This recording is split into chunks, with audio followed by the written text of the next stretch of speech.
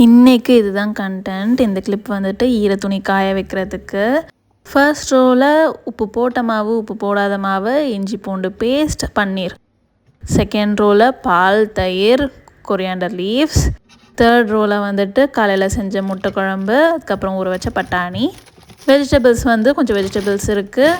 Beans, வாழைத்தண்டு, மிளகா அதெல்லாம் வச்சுருக்கேன்.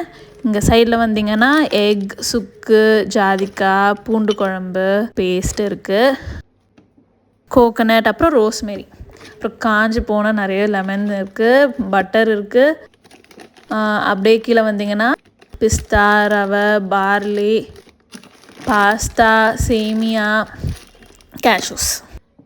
அப்படியே கீழே வந்தீங்கன்னா கொரியாண்டர் இல்லை புதினா, கறி லீவ்ஸ், அதுக்கப்புறம் கொஞ்சம் போமோ இருக்குது.